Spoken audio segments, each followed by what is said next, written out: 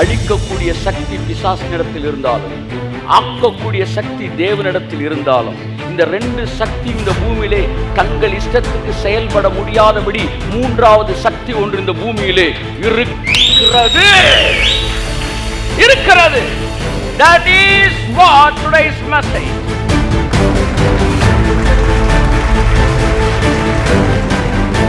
ஆயிரம் வருஷ அரசாட்சி நீ புரிஞ்சுக்கணும்னா இந்த ரெண்டு சக்தி மட்டும் இந்த உலகத்தை ஆள்ற சக்தி இல்ல. இந்த ரெண்டு சக்தியையும் உள்ள அனுமதிக்கலாமா வேண்டாமா என்று நிர்ணயிக்கக்கூடிய மூன்றாவது சக்தி இந்த பூமியில இருக்கிறது என்பதை என்றைக்கு சபை புரிந்து கொள்ளுகிறதோ,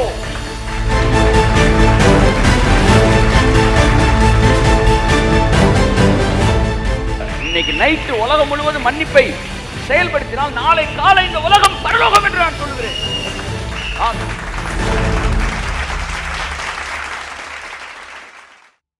எங்கள் வாழ்க்கையில பெரிய காரியங்களை செய்வாராக. இன்றைக்கு என்னெல்லாம் செய்யப்படும் தேவனுடைய, அதாவது ஆரம்பமாகிவிட்டது 1000 வருட அரசாட்சி என்பதில் 11வது பாகத்தை இன்றைக்கு பேச போகிறோம். அதாவது ஜஸ்டிஸ் டு த லேண்ட். அதாவது 1000 வருஷ அரசாட்சியில் வந்து என்னென்னலாம் நடக்கும்னு பார்த்துக்கிட்டே வரோம். நம்ம எப்படி ஆளுகை செய்யணும், சரீரத்தில் என்ன மாற்றம் ஏற்படும். அடுத்து இப்போ இந்த வாரம் நம்ம வந்து அதாவது கடந்த 11 வாரம் பல விஷயங்களை பார்த்தோம். இந்த வாரம் ஜஸ்டிஸ் டு த லேண்ட், அதாவது பூமி எப்படி மாறும். அடுத்து வர்ற வாரத்தில் விலங்குகள் எப்படி மாறும். கைத்தட்டுங்க ஒரு, இப்படி எல்லாமே நம்ம பார்க்க போகிறோம். ஆமாம், வருகிற வாரங்களில். ஸோ இந்த வாரம் ஜஸ்டிஸ் டு த லேண்ட். இந்த வாரத்துலேருந்து எத்தனை வாரம் நம்ம பார்க்குறோமோ கொஞ்சம் வாரம் நம்ம இதை பார்க்க போகிறோம். அதாவது நிலத்தின் மீது தேவனுடைய சாபம், அது நிலத்தின் மீது இருக்கிற சாபம் எப்படி என்ன செய்கிறது, நீங்குகிறது என்பதை பற்றி பார்க்க போகிறோம். ஆமேன் ஆமேன். மன்னிப்பை பற்றி இந்த புதன்கிழமை பேசினது வந்து ஒரு பெரிய லெவல் இம்பேக்டை வந்து நிறைய பேரோட வாழ்க்கையில் ஏற்படுத்தியிருக்கிறது. குடும்பங்கள் வந்து இட் ஸ்டார்டட் ரீபில்டிங், எடுத்து கட்டப்படுகிறது. ஸோ அதை இன்னும் வைடர் லெவலில் நான் பண்ணணும்னு விரும்புகிறேன். குறிப்பாக நமது சபையில் இருக்கிற குடும்பங்கள் ஒவ்வொன்றும் ஊன்ற கட்டப்பட வேண்டும் என்று சொல்லி நான் விரும்புகிறேன். நிறையா பேர் நினைக்கிற மாதிரி ஒரு குடும்பத்தை நடத்துவதற்கு 2 பேர் போதுமானவர்கள் நிறையா பேர் நினைக்கிறாங்க. அவையான சொன்னார், ஃபேமிலி நடத்துறதுக்கு 10 பேர் வேணும். கைத்தட்டுங்க ஒரு, புரிஞ்சவங்க மட்டும் கைத்தட்டுங்க. ஆமாம், நிறைய பேர் ஹஸ்பண்ட் அண்ட் ஒய்ஃப் இருந்தால் குடும்பம் நடத்திலாம் நினச்சி ஓடி போயிடுறாங்க, ஓடி போய் கல்யாணம் கட்டிடுறாங்க. ஆனால் பஞ்சாயத்து வந்த பிறகு தான் தெரியுது, தீர்த்து வைக்கிறதுக்கு 3வது ஆள் வேணும், சப்போர்ட் பண்ணி பேச 4வது ஆள் வேணும், ஜோம் பண்ணுறதுக்கு 5வது ஆள் வேணும், அட்வைஸ் பண்ண 6வது ஆள் வேணும். குடும்பம் தேவை, எல்லாம் தேவை. we need full setup. அதுதான் சபை நமக்கு தருகிறது. இன்றைக்கி உலகத்தானுக்கு பாருங்கள், அது கிடையாது. நீங்கள் போய் பார்த்தீங்கன்னா 2 பேரும் அடிச்சுட்டு உருண்டு இருக்கிறப்ப அவனுக்கு சமாதானம் பண்ணுகிறவர்கள் தேவனுடைய புத்திரர் என்னப்படுவார்கள் என்று வேதம் சொல்கிறது. அதுக்கு ஆள் கிடையாது. யாரையாச்சும் கூப்பிட்டு வந்தால் வந்து டக்குன்னு 2 நிமிஷத்துக்கு பேர் அளவுக்கு பார்த்து ஒருத்தர் சமாதானம் எழுதுங்கப்பா அப்படின்ட்டு போயிடுவாங்க, அவ்வளோதான். ஆனால் கிறிஸ்தவர்களுக்கு ஒரு பெரிய பாக்கியம், சபையை கர்த்தர் கொடுத்துருக்கிறார், குடும்பங்களை கொடுத்துருக்கிறார், சபையில் வந்து ஊழியனை கர்த்தர் கொடுத்திருக்கிறார். ஆகவே இது எல்லாவற்றையும் பார்க்கும்போது என் அன்புக்குரியவர்களே, நாம் ஆசீர்வதிக்கப்பட்டவர்கள். ஸோ சபையானது முதலாவது விசாரிக்கப்படுவதற்காக கொடுக்கப்பட்டிருக்கிறது. ஸோ அந்த விசாரிப்பு விஷயத்தை ஆரம்பிக்க வேண்டும் என்பதற்காக மறுபடியும் வந்து எல்லா சின்ன சின்ன குடும்பங்களிலும் வந்து அங்கே வந்து தேவனுடைய சமாதானம் கட்டவிழ்க்கப்படும்படிக்கு பைபிள் சொல்லி பாருங்கள், சமாதானம் பண்ணுகிறவர்கள் ஆசீர்வதிக்கப்பட்டவர்கள், பாக்கியவான்கள்னா ஆசீர்வதிக்கப்பட்டவர்கள், அவர்கள் தேவனுடைய புத்திரர் என்னப்படுவார்கள். They are the sons of God. அப்போ கடைசி நாட்களில் தேவ புத்திரர்கள் வெளிப்படுவார்கள் இருக்குல்ல. எப்போ அந்த புத்திரர்கள் வெளிப்பட்டு பூமியில் சாபம் நீங்கும்னா, சமாதானம் பண்ணுறவங்களாம் எந்திரிக்கும் போது சாபம் நீங்கும். எதிர்மறை வாக்கியமாக்குகன்னு தமிழில் வந்து ஒரு இலக்கணம் இருக்குது. நேர்மறையை அர்த்தம் மாறாமல் எதிர்மறையாக்கணும். அதாவது சாப்பிட்டா செத்துருவ அப்படின்றது எதிர்மறையாக்க, சாப்பிடாட்டி நல்லா இருப்ப அப்படின்றது எதிர்மறையாக்கணும்னா சாப்பிட்டா செத்துருவ அப்படி. அப்போ சமாதானம் பண்ணுகிறவர்கள் பாக்கியவான்கள், ஆசீர்வதிக்கப்பட்டவர்கள், அவர்கள் தேவனுடைய புத்திரர் என்னப்படுவார்கள் என்பதை எதிர்மறை வாக்கியமாக்கணும். அர்த்தம் அதே தான் இருக்கணும். எப்படி சொல்லுங்கள்? சண்டையை உண்டு பண்ணுகிறவர்கள் சொல்லுங்கள், சபிக்கப்பட்டவர்கள். போட்டு விடுகிறவர்கள் சொல்லுங்கள், சொல்லுங்கள், போட்டு விடுகிறவர்கள். இந்த பக்கம் சவுண்டே வரமாட்டேன்ட்டு சொல்லுங்கள். போட்டு விடுகிறவர்கள் சத்தமாக சொல்லணும். சபிக்கப்பட்டவர்கள், அவர்கள் பிசாசின் புத்திரர் எண்ணப்படுவார்கள். கை தட்டியிருக்கணும். ஆமென். ஸோ நம்மளால் நல்ல விஷயம் செய்ய முடியாதுன்னா கூட வந்து கெட்ட விஷயம் என்ன செய்யக்கூடாது. ஸோ என் அன்புக்குரியவர்களே, ஸோ இந்த கடைசி நாட்களில் தேவன் வந்து மீடியாவை எடுத்துக்கட்டுறாரு. இந்த கடைசி நாட்களில் தேவன் பாலிட்டிக்ஸ் எடுத்துக்கட்டுறாரு. கடைசி நாட்களில் தேவன் வந்து சயின்ஸ் எடுத்துக்கட்டுறாரு. எல்லா பக்கமும் அவருடைய ஆளுகை என்ன செய்கிறது, வருகிறது. இந்த கடைசி நாட்களில் தேவன் குடும்பத்தையும் எடுத்துக்கட்டுகிறார். ஸோ குடும்பம் உடையும் போது சொசைட்டி உடையுது. பெரிய பெரிய ரவுடிகள்லாம் யாருன்னு பார்த்தீங்கன்னா, அம்மா அப்பா டைவர்ஸ் ஆகி அங்கே வளர்க்கப்படுற பிள்ளைகளாக தான் இருப்பான். ஏன் இஸ்மவேல் துஷ்ட மனுஷனாக இருந்தான்? அவங்க அப்பா அவங்க அம்மாவை என்ன செஞ்சிட்டாரு, டைவர்ஸ் பண்ணிட்டார். ஸோ இவ்விதமான கணவன் மனைவி இருவருக்கும் இடையே உறவு சரியாக இல்லாத போது பிள்ளைகள் என்ன செய்யப்படுகிறார்கள், பாதிக்கப்படுகிறார். அதனால் இயேசு கிறிஸ்து தள்ளிவிடுதல் நான் வெறுக்கிறேன் என்று சொல்லி விவாகரத்தை பற்றி பேசி முடித்த பின்பு அவர் சிறு பிள்ளைகளை அழைத்து அவர்களை ஆசீர்வதித்தார். ஏனென்றால் அந்த பிள்ளைகளை மைண்டில் வச்சு தான் டைவர்ஸை பற்றி அவர் என்ன செய்கிறாரு, பேசுகிறார். அவர்கள் வந்து ஸ்டப்பானாக வளர்கிறாங்க, ஸ்டிஃபாக ரொம்ப வளர்கிறாங்க. அதனால் உங்களுக்காக இல்லாவிட்டாலும் உங்கள் பிள்ளைகளுக்காக நீங்கள் பொறுத்து போக வேண்டும், நீங்கள் இறங்கி போக வேண்டும். உங்களுக்காக வாழ்ந்த வாழ்க்கையெல்லாம் என்றைக்கு பிள்ளைன்னு ஒன்று பிறந்துருச்சோ அதோடைய முடிஞ்சு போச்சு. இனிமேல் நான் யார் தெரியுமா, நீ யாருன்னே நீ தெரியாது, அவ்வளோதான். இனி உனக்கு வாழ்க்கையே கிடையாது. இனி உன்னுடைய வாழ்க்கை என்பது பிள்ளைகளுக்காக மட்டும்தான். என்னை போன்ற இளைஞர்களே இந்த முடிவு எடுக்கும்போது வயதான நீங்களாம் வந்து உடனடியான முடிவை நீ என்ன செய்யணும், ஆமாம் எடுக்கணும்.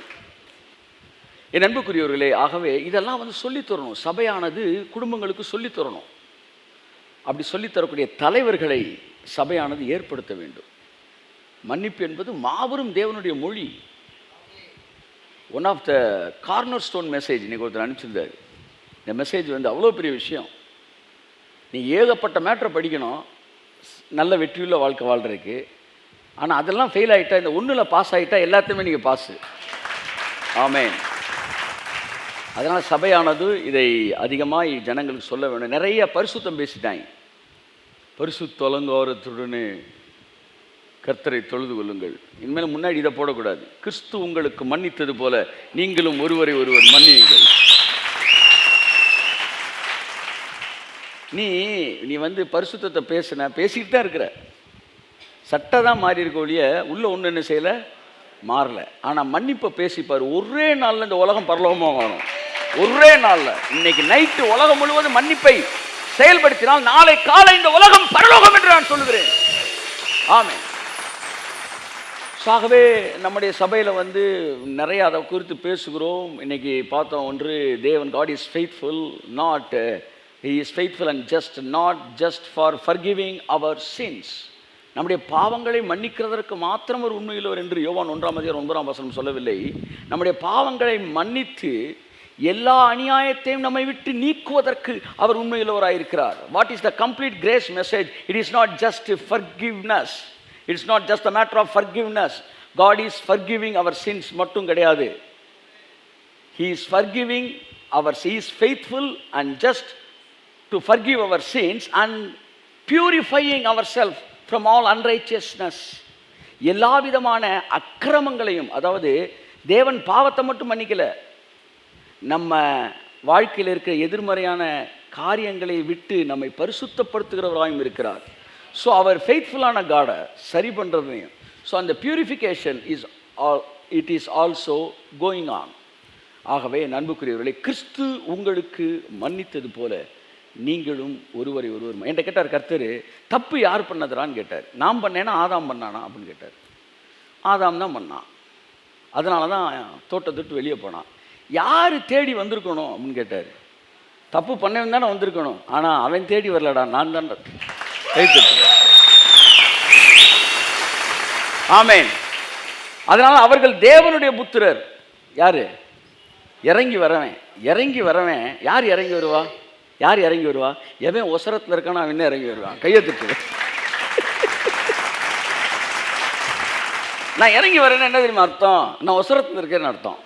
அதனால் நீங்கள் இறங்கி வந்த கணவன் வந்து மனைவி எப்படி, நீ கர்த்தர் சொன்னார், நான் ஏன் தெரியுமா ஆதாம நான் தேடி வந்தேன்? நான் மணவாளன். மணவாட்டி கோழிச்சுட்டு போனாலும் மணவாளன் தான் தேடி போகணும். அப்போ கிறிஸ்து சபையை நேசித்தது போல எப்படி நேசித்தார்? தேடி வந்தார். அதான் எஃப் மேஜர். எப்படி பாடுறீங்க? அந்த பாடுறதுல எவ்வளோ ஆழமான அர்த்தம் இருக்கு. என்னை தேடி இயேசு வந்தார், எந்தன் வாழ்வை மாற்றி விட்டார். என்ன தேடி வந்தார்? தொலைஞ்சா போயிட்டீங்க? தொலைஞ்சு போல, கோவிச்சுட்டு வந்தீங்க. நல்லா உங்களுக்கு வந்து பாலும் சோறும் போட்டு ஏதேனில் வச்சுருந்ததை திமிரு பிடிச்சி அகராதித்தனம் பண்ணி பேசக்கூடாத பேசி செய்யக்கூடாத செஞ்சு துரத்தப்பட்டு, ஆனாலும் அகங்காரம் தாண்டாமல் எங்களை கர்த்தர் நல்லதான் ஆசீர்வதித்து மண்டல் நறுக்குன்னு கொட்டி ஓட். அது அடுத்த அகராதித்தனமான பேச்சு. கீழே விழுந்தாலும் மீசையில் மண் ஓட்டல. என்ன மண் ஓட்டல? முகமெல்லாம் மண் ஓட்டி இருக்கு, மீசையில் மண் ஓட்டல. ஆனால் தேவன் பாருங்க, எனக்கு கர்த்தர்ட்ட எனக்கு பிடிச்ச விஷயத்தில் பெரிய விஷயம், என்கிட்ட டீல் பண்ணதில் என்னுடைய பாவங்கள்லாம் மன்னிச்சாரெலாம் கிடையாது. பாவம்லாம் வந்து அவருக்கு ஒரு விஷயம் இல்லை. ஆனால் அவருக்கு அருவருப்பு என்னன்னா பெருமையாக பேசுகிறது. எவ்வளவு அருவருப்பாக நீ பேசியிருக்கிற, அதையும் தாண்டி என்னை தேடியே சுவந்தா எந்த வாழ்வை மாற்றி விட்டார். இறங்கி வந்தார் அவர். அல்லேலூயா நான் பாடுவேன், ஆடி பாடி துதித்திடுவேன். பாருங்க, இதெல்லாம் வந்து அவர் இறங்கி வந்தார், மன்னிச்சார். ஸோ கிறிஸ்து சபையில் அன்பு கூறுகிற போல கணவனும் மனைவியினிடத்தில் அன்பு கூற கணவன். இந்த வாரம் வாசிக்கிட்டு இருந்தேன், மனுஷனுடைய விவேகம் கோபத்தை அடக்கும் அப்படின்னு இருக்கு. விவேகம்னா என்னன்னு நமக்கு தெரியாது பாருங்க. நீதிமொழியில் இருக்கு, கோபத்தை அடக்கிறது தான் விவேகமா. கோபத்தை, அதனால தான் பேதுரு சொல்றான், புருஷரே நீங்கள் உங்கள் மனைவிமார்கள் பலவீன பாண்டமாக இருக்கிறபடினால் நீங்கள் அவர்களோடு விவேகத்தோடு வாழ்ந்து அப்படின்றாரு. விவேகம் மீன்ஸ் என்ன? கோபத்தை அடக்கிறது. வீடு விவேகத்தினால் கட்டப்படும். விவேகம்னா என்ன? கோபத்தை கண்ட்ரோல் பண்ணுறது. அப்போ வீடு இப்படி போடுங்க, கோபத்தை கண்ட்ரோல் பண்ணுவதினால் கட்டப்படும். புத்தியுள்ள ஸ்திரீ தன் வீட்டை கட்டுகிறாள். அப்போ வீட்டை கட்டுறதுக்கு என்ன தேவை? விவேகம். புத்தியுள்ள ஸ்திரீ கோபத்தை. ஸோ இது எல்லாம் சொல்லப்படும் போது லைஃப்பில் வந்து எவ்வளோ பெரிய ரெஸ்பான்சிபிலிட்டி நமக்கு இருக்கின்றது சபையான குடும்பங்களுக்கு தெரிய வேண்டும். அவை சபையை விசாரிக்க வேண்டும். அதற்கான தலைவர்களை நம்ம ரெடி பண்ணுறோம்.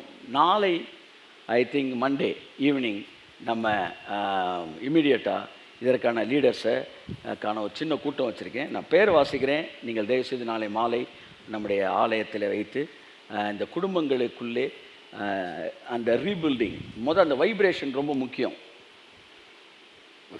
வைப்ரேஷன் ரொம்ப முக்கியம். அந்த பாசிட்டிவ் வைப்ரேஷனோடு நம்ம போகும்போது அந்த குடும்பத்தில் என்ன பிரச்சனை இருந்தாலும் என்ன செஞ்சிடும்? சரியாயிடும். தீர்க்கப்பட முடியாத பிரச்சனைன்னு எதுவுமே கிடையாது. அல்லேலூயா சொல்லுங்கள். ஆமென் ஆமென் ஆமென். நேற்று ஒரு வசனம் வாசிக்கிறேன், ஆவியானவர் சொன்னார், வந்து அந்த வசனத்தை ஞாபகப்படுத்தினார். இயேசு கிறிஸ்து தம் விரலினாலே பிசாசை என்ன செய்தார்?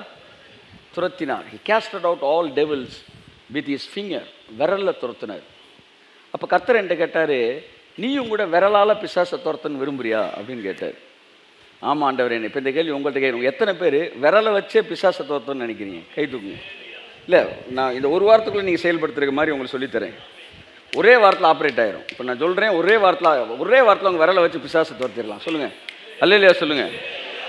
ஆமாம், மே மாதம், சரி மன்னிக்கு வந்து மார்ச் மாதம் ஏப்ரல் 6ஆம் தேதி உங்களை ஓட்டு போட கூப்பிடுவாங்கல்ல, உங்கள் வல்லமை உங்கள் விரலில் தான் இருக்குது.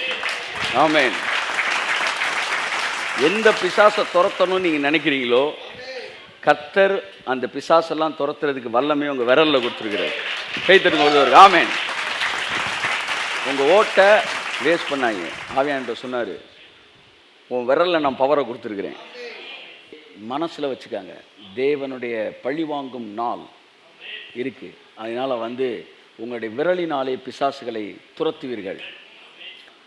தேவன் அதை நல்லா தெரிஞ்சு 1000 வருஷ அரசாட்சின்றது இந்த இவங்களெல்லாம் தள்ளி விட்டுட்டு புதுசாலாம் வராது. நல்லா தெரிஞ்சுக்காங்க, இவர்களில் தேர்ந்தெடுக்கப்பட்ட ஒருவர்கள் மூலமாகத்தான் தேவன் தம்முடைய ஆசீர்வாதத்தை தமிழ்நாட்டுக்குள்ளே கொண்டு வர போகிறார். ஆகவே தலைவர்களுக்காகவும் ராஜாக்களுக்காகவும் ஏன் ஜெபிக்க சொல்கிறாரு? 1000 வருஷ அரசாட்சியில் இவங்கெல்லாம் அனுப்பிச்சி விட்டாருன்னு இவங்களுக்கு எதுக்கு ஜெபிக்கணும்? இவர்களுக்கும் 1000 வருஷ அரசாட்சிக்கும் தொடர்பு இருக்கிறது. அதை நீங்கள் நல்லா புரிஞ்சுக்கணும். அவர்களை கொண்டு தேவன் தம்மை பாதையாக பயன்படுத்தி பல காரியங்களை செய்கிறார். அதனால தான் அதிகாரமுள்ள எந்த மனுஷனுக்கு நீங்கள் ஜெபிக்கணும், தலைவர்களுக்கு நீங்கள் ஜெபிக்கணும், வந்து மேலான அதிகாரமுள்ள எல்லாருக்கும் நம்ம ஜெபிக்கணும். நான் பிரதானமாய் சொல்லுகிற புத்தி என்னவெனில், நீங்கள் கலகமில்லாத ஜீவனம் பண்ணும்படிக்கு, கலகம் இல்லாமல் அமைதுள்ள ஜீவனம் பண்ணும்படிக்கு மேலான அதிகாரம் உள்ள யாவருக்கும் நீங்கள் ஜெபிக்க வேண்டும். நல்ல நிம்மதியாக வாழ்கிறதுக்கு இப்படி ஜெபிக்கணும். நாம் ஒரு கேள்வியோடு உங்களிடத்தில் இந்த வர செய்தியை நான் தொடங்க விரும்புகிறேன். ஒரு முறை ஆவியானவர்கிட்ட கேட்டார் ஒரு விஷயம், பிசாசை பற்றி நீங்கள் என்ன நினைக்கிறீங்க? ஒரே ஒரு சுனாமியில் ஒரு 1,00,000 பேரை தூக்கிட்டு போகிறதுக்கு அவனால் முடியுது. ஒரே ஒரு நிலநடுக்கத்தினாலே ஏகப்பட்ட பேரை அழிப்பதற்கு அவனால் முடியுது. இப்பேற்பட்ட பிசாசினாலே அவன் நினைத்தால் இந்த ஒட்டுமொத்த உலகத்தையும் ஒரே நாளில் அழிக்க முடியுமா, முடியாதா? Whether he has power or not, அது உங்கள்கிட்ட தான் நான் கேட்குறேன். அவன்கிட்ட வல்லமை இருக்கா இல்லையா? முடியுமா முடியாதான் அப்புறம் வல்லமை இருக்கா இல்லையா? இந்த உலகத்தை அழிக்கக்கூடிய வல்லமை. ஏன்னா பைபிள் சொல்லுது, அப்பொழுது இயேசு கிறிஸ்துவை அவன் உயர்ந்த மலைக்கு அழைத்து போய் பூமியின் சகல ராஜ்யத்தின் மகிமையும் அதிகாரத்தையும் ஒரு நிமிடத்திலே அவருக்கு காண்பித்து, கைத்தட்டுங்க ஒரு தடவை கர்த்தருக்கு. ஆமென். ஒரு செகண்ட்ல காமிச்சானா. So he has such a power. So அவனால் ஒட்டுமொத்த உலகத்தை அழிப்பதற்கான வல்லமை அவன்கிட்ட இருக்குதா இல்லையா? வல்லமை அவன்கிட்ட இல்லை. நான் எப்பன்னே கேட்கல, இருக்கா இல்லையான்னு தான் கேட்டேன். இப்போ ஏன்னா இயேசு சொன்னார், திருடன் திருடவும் கொல்லவும் அழிக்கவும் வருகிறான் என்று வேறொன்றுக்கும் வரான். ஸோ அவன் அழிவின் சக்தி அப்படின்ட்டார். I am talking about his character and his power. So பிசாசிட்ட இந்த உலகத்தை அழிக்கிறதுக்கான அந்த அழிவுக்கான பவர் இருக்கா இல்லையா? ஒரு 10 பக்கத்துக்கு நீங்கள் எழுதிருக்கீங்க, அவன்கிட்ட சின்ன ரப்பர் தான் இருக்குது, கொஞ்சம் கொஞ்சமாக தான் அழிக்கணும்னு நினைக்கிறீங்களா? இல்லை 100 பக்கம்னா கூட ஒரே நேரத்தை அழிக்கக்கூடிய அழிவு சக்தி அவன்கிட்ட இருக்குன்னு நினைக்கிறீங்களா? ஜனங்களோ எதற்கும் பதில் பேசாமல் அமைதியாக இருந்தான்னு பைபிள் இருக்குது. பிசாசால் அழிக்க முடியுமா முடியாதா? அதாவது முடியுமா முடியாதா இல்லை, அவன்கிட்ட அந்த சக்தி இருக்குதா இல்லையான்னு கேட்குறேன். அவன் நினச்சா ஒரே நாளில் உலகத்தை அழிக்க முடியுமா அப்படின்னா, நீங்கள் அவன்கிட்ட இருக்கிற பவரே காட்டர் தான் வாங்கின பவர்ன்றனால அந்த பவரை நான் என்றைக்குமே குறைச்சி மதிப்பிட மாட்டேன். நீங்கள் மதிப்பிடலாம், கேனத்தனமாக முடியாது அப்படின்னா வாங்கின பொருளே சரியில்லைன்னு அர்த்தமாகி போகுது. எனக்கு நல்லா தெரியும், வாங்கின பொருள் பவர்ஃபுல்லான பொருள், அது அவன் தப்பாக யூஸ் பண்ணிகிட்டு இருக்கிறான். மற்றபடி அந்த பொருள் எவ்வளோ பவர்ஃபுல்லானதுன்னு எனக்கு தெரியும். அவனால் அவன் நினச்சானா அவன்கிட்ட இருக்கிற சக்தினால் இந்த ஒரு உலகத்தில் 100 உலகத்தை அவனால் அழிக்க முடியும். அவ்வளவு வல்லமை அவன்கிட்ட இருக்குது. சரி, பிசாசு செய்ய மாட்டான். அவன்கிட்ட சிலுவையிலேருந்து பிடிங்கிட்டாரு. 1000 கதை சொல்லுங்கள். இப்போ அடுத்த கேள்வி கேட்குறேன். முதல் கேள்வியை விட்டுருங்க, 2வது கேள்வி கேட்குறேன். பிதாவாகிய தேவனால் அவர் நினைத்தால் ஒரே நாளில் இந்த பூமியை பரலோகமாக மாற்ற முடியுமா முடியாதா? வாங்க, எங்கிட்டாச்சும் மாட்டுவீங்களா சொல்லுங்க. முடியும். தேவனால் ஒரே நாளில் இந்த பூமியை மாற்ற முடியும். பிசாசால் ஒரே நாளில் அழிக்கவும் முடியும் என்கிற கசப்பான உண்மையையும், தேவனால் ஒரே நாள் இந்த உலகத்தை மாற்ற முடியும் என்கிற இனிப்பான உண்மையும் உங்களுக்கு சொல்கிறேன். ரெண்டுமே உண்மை. என் கேள்வி, பிசாசால் அழிக்க முடியல, காரணம் சிலுவையில் பிடிக்கிட்டாருன்றீங்க. ஏஸ் தேவனாலேயே மாற்ற முடியல. அவற்றிருந்து யார் பிடுங்கினது? நல்லா தெரிஞ்சுக்கங்க. அழிக்கக்கூடிய சக்தி பிசாசினிடத்தில் இருந்தாலும் ஆக்கக்கூடிய சக்தி தேவனிடத்தில் இருந்தாலும், இந்த 2 சக்தியும் இந்த பூமியிலே தங்கள் இஷ்டத்துக்கு செயல்பட முடியாதபடி 3வது சக்தி ஒன்று இந்த பூமியிலே இருக்கிறது. That is what today's message. 1000 வருஷ அரசாட்சி நீ புரிஞ்சுக்கணும்னா, இந்த 2 சக்தி மட்டும் இந்த உலகத்தை ஆள்ற சக்தி இல்லை. இந்த 2 சக்தியையும் உள்ள அனுமதிக்கலாமா வேண்டாமா என்று நிர்ணயிக்கக்கூடிய 3வது சக்தி இந்த பூமியில இருக்கிறது என்பதை என்றைக்கு சபை புரிந்து கொள்ளுகிறதோ அன்றைக்குத்தான் என் அன்புக்குரியவர்களே இந்த பூமி பரலோகமாய் மாறும். தேவன் பூமியை பரலோகமாக மாற்றணும்னா 2000 வருஷம் வரைக்கும் ஓன் ஜபத்துக்கு வெயிட் பண்ண வேண்டிய அவசியம் கிடையாது. ஆதாம் பழத்தை சாப்பிட்டு அடுத்த நாளே மாற்றிருக்க முடியும். நன்றாக புரிந்து கொள்ளுங்கள். 3ஆம் ஒரு வல்லமை இந்த பூமியை ஆட்சி செய்து கொண்டிருக்கிறது. That is what humans power. தனி மனிதனுடைய, அதாவது ஹியூமானிட்டியோட பவர்னு ஒன்று இந்த பூமியில் இருக்கு. இந்த பவர் நினைச்சாதான் இந்த பவரையும் உள்ள அனுப்ப முடியும், அல்லது இந்த பவரை உள்ள அனுப்ப முடியும். அதனால தான் சர்வ வல்லமையில இயேசு கிறிஸ்து சொல்றாரு, இதோ வாசற்படியிலிருந்து கதவை தட்டுகிறேன். அவர் நினைச்சா கதவை உடைக்க முடியும், ஆனா தட்டுறாரு. ஒருவன் என் சத்தத்தை கேட்டு கதவை, முக்கியமான வார்த்தை, முக்கியமான வார்த்தை, சத்தமா சொல்லுங்க, முக்கியமான வார்த்தை, திறந்தால், ஆகவே மூன்றாவது சக்தி ஒன்று இருக்கிறது. அந்த சக்தி எந்த சக்திக்கு கதவை திறக்கிறதோ அந்த சக்தி மட்டும்தான் அந்த பூமியை ஆளுகை செய்ய முடியும். எருசலேமே, எருசலேமே, உன்னிடத்தில் அனுப்பப்பட்டவர்களை கல்லெறிந்து தீர்க்கதரிசிகளை கொலை செய்கிறவளே, ஒரு கோழி தன் குஞ்சுகளை கூட்டி சேர்த்துக் கொள்ளும் விதமாக நான் எத்தனை முறையோ உன்னை என்னிடத்தில் சேர்த்துக் கொள்ள விருப்பமாயிருந்தேன். எனக்கு மனதாயிருந்தது, ஆனால் உனக்கோ மனதில்லாமல் போனது. There is a third power in this world which is ruling this world, which only determine which power should rule over this earth. அதுதான் முடிவெடுக்கிற சக்தி. அந்த சக்தி தான் நீ. அந்த சக்தி தான் நீ. கையை தட்டுவது. ஆமென்.